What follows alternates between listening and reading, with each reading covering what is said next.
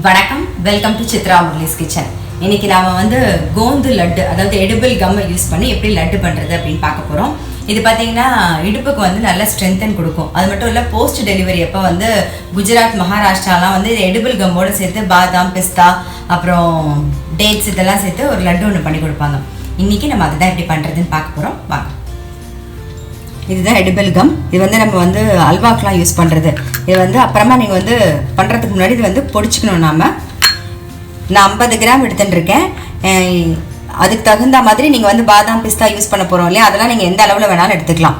2 teaspoon வந்து கசகசா, 2 table spoon கோதுமை மாவு, அப்புறம் பிஸ்தா வந்து ஒரு 1/4 கப் எடுத்துருக்கேன், பாதாம் பருப்பு ஒரு 1/2 கப்பு, முந்திரி பருப்பு ஒரு 1/4 கப்பு, டேட்ஸ் ஒரு 1 கப்பு, திராட்சை ஒரு 1/4 கப்பு, சர்க்கரை 1 கப்பு, பொடிச்ச சர்க்கரை 1 கப்பு, ஏலக்காய். இதுக்கெல்லாம் அளவு கிடையாது, நீங்கள் எவ்வளோ வேணாலும் போட்டுக்கலாம். அதே மாதிரி இது எவ்வளோ யூஸ் பண்ணாலும் பரவாயில்ல. நீங்கள் 200 கிராம் எடுத்துக்கலாம், 100 கிராம் எடுத்துக்கலாம். அது தகுந்த மாதிரி இதெல்லாம் கூட்டி குறைச்சி போட்டுக்கோங்க. அப்புறம் நெய் வந்து தேவையான அளவு. சின்ன உரலில் போட்டு இது வந்து நம்ம பொடி பண்ணிக்கலாம்.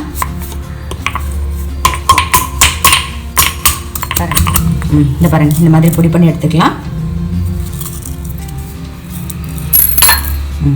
தெரியுதா பாருங்க, இந்த மாதிரி இந்த எடிபிள் கம்மை வந்து இந்த மாதிரி பொடி பண்ணி எடுத்துக்கணும். இப்போ என்ன பண்ண போறோம்னா, ஃபர்ஸ்ட் ட்ரை ரோஸ்ட் பண்ண போறோம். கசகசாவை நம்ம ட்ரை ரோஸ்ட் பண்ணிக்கலாம். அடுப்பில் வந்து நான் கடாய் வச்சிருக்கேன், அது ஹீட் ஆகிடுத்து. வாசனை வர வரைக்கும் வறுத்துக்கலாம்.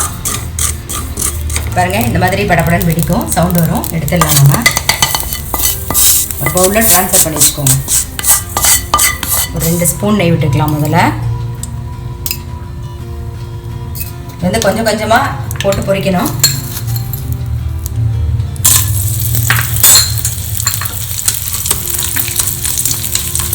ஜவ்வரிசி இது பொரியிற மாதிரி பொரியும். பாருங்க, நல்லா பொரிஞ்சிருச்சு பாருங்க. இது மாதிரி எல்லாத்தையுமே நம்ம பொரிச்சு எடுத்துக்கலாம்.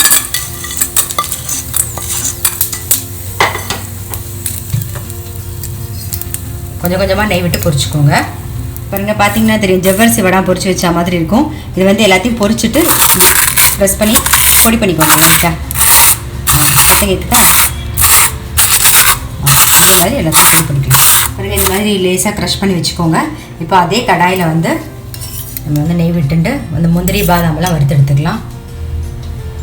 பாருங்க, நெய் காஞ்சிடுது. இதெல்லாம் ரொம்ப வறுபடணும்னு அவசியம் இல்லை. பாதாம், பிஸ்தா, முந்திரி எல்லாம் ஒரு பெரட்டு எடுத்துக்கலாம்.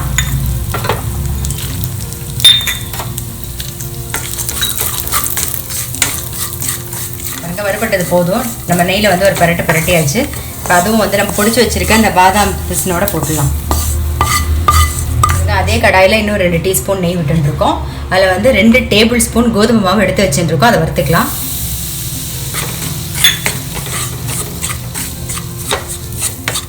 பிறகு வாசனை வர அளவுக்கு வறுத்துண்டா போதும். இந்த மாதிரி கொஞ்சம் கலர் சேஞ்ச் ஆகிருக்கு பாருங்கள். இப்போ வந்து நம்ம பொடிச்சு வச்சுருக்க அந்த எடிபிள் கம்மு, அதுக்கப்புறம் வந்து பாதாம், பிஸ்தா அதெல்லாம் வறுத்து வச்சுருக்கோம் இல்லையா, அது எல்லாத்தையும் போட்டு நல்லா மிக்ஸ் பண்ண ஒரு கலருங்க. இப்போ பாருங்க, கிஸ்மிஸ் பழம், திராட்சை பழம் போட்டுக்கலாம். அதுக்கப்புறம் டேட்ஸ், அப்புறம் வறுத்த கசகசா, எல்லாத்தையும் நல்லா மிக்ஸ் பண்ணிக்கணும். எல்லாத்தையும் நல்லா மிக்ஸ் பண்ணிட்டோம். இப்போ வந்து நம்ம அடுப்பை ஆஃப் பண்ணிவிட்டு ஏலக்காய் பொடி சேர்த்துருவோம். அதுக்கப்புறமா வந்து சர்க்கரை பொடி பண்ணி வச்சுருக்கோம் இல்லையா, டேட்ஸில் ஸ்வீட் இருக்கும், அதனால சர்க்கரை வந்து பார்த்து உங்களுக்கு தகுந்த மாதிரி டேஸ்ட் பார்த்து போட்டுக்கோங்க. இந்த சூடே போதும். எல்லாத்தையும் சர்க்கரை எல்லாம் சேர்த்து ஒரு பெரட்டியாச்சு. ஒரு பாத்திரத்தில் மாற்றிப்போம். கொஞ்சம் ஆறுனதுக்கு அப்புறமா நம்ம வந்து உருண்டை பிடிக்கலாம். ஓரளவுக்கு ஆறினோடனே இந்த மாதிரி சின்ன சின்ன உருண்டையாக பிடிக்க ஆரம்பிச்சிருங்க.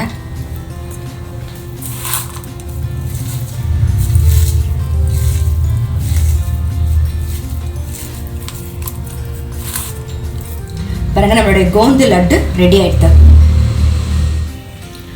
கோந்து லட்டு எப்படி பண்ணுறதுன்னு பார்த்துருப்பீங்க. கண்டிப்பாக உங்கள் எல்லாருக்கும் பிடிச்சிருக்கும். இது கூட வந்து நீங்கள் வந்து தேங்காயை வறுத்து ஆட் பண்ணிக்கலாம், இல்லை கொப்பரை தேங்காய் யூஸ் பண்ணலாம். அப்புறம் ட்ரை டேட்ஸ் இருக்குல்ல, அது கூட யூஸ் பண்ணலாம். ஜிஞ்சர் பவுடர் இருக்கு இல்லையா, அது கூட அதுவும் போடலாம். வெல்லத்துலேயும் இது பண்ணலாம். நான் வந்து கொஞ்சம் ரொம்ப நாளைக்கு வச்சுக்கணும் அப்படிங்கிறதுனால நான் தேங்காய் யூஸ் பண்ணல. இது நல்ல ஒரு எனர்ஜி உருண்டை, சூப்பராக இருக்கும். சாப்பிட்டீங்கன்னா நல்லா எனர்ஜியும் கிடைக்கும். இது முக்கியமாக வந்து லேடிஸ்க்கு ரொம்ப நல்லது, இடுப்புக்கு ரொம்ப ஸ்ட்ரென்தன் பண்ணும், இடுப்புக்கு ரொம்ப நல்லது. அதனால இது எல்லாருமே கண்டிப்பாக உங்கள் வீட்டில் ட்ரை பண்ணி பாருங்கள். ட்ரை பண்ணி பார்த்துட்டு உங்கள் லைக்ஸும் கமெண்ட்ஸும் எனக்கு போஸ்ட் பண்ணுங்கள். எங்களோட சேனலை மறக்காமல் சப்ஸ்கிரைப் பண்ணி வச்சுக்கோங்க. அது மட்டும் இல்லை, உங்கள் ஃப்ரெண்ட்ஸ்க்கும் ஷேர் பண்ணுங்கள். நான் அடுத்த ஒரு ரெசிபியோடு உங்களை சந்திக்கிறேன்.